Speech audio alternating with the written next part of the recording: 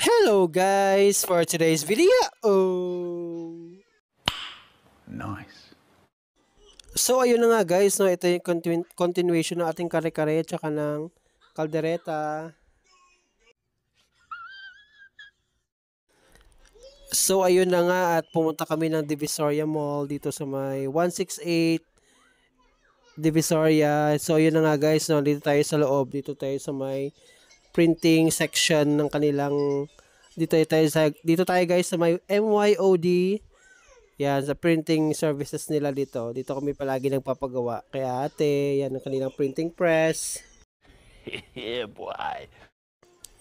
Ayun na nga guys, no. Ayan yung pinapalayout na natin kay ate, yung logo natin. So, nagpagawa lang tayo diyan guys, ng 2 piraso lang, no. So, marirealize natin yan guys sa susunod kung mapapagawa pa tayo. Ayun na guys yung finished product natin. Napaka-solid ng gawa nila dito. Yan yung harap niya guys. Oh. Tapos yung kanina yung likod. So yun na nga guys. If you like this video, subscribe, like, comment, and share. Thank you. Ingat!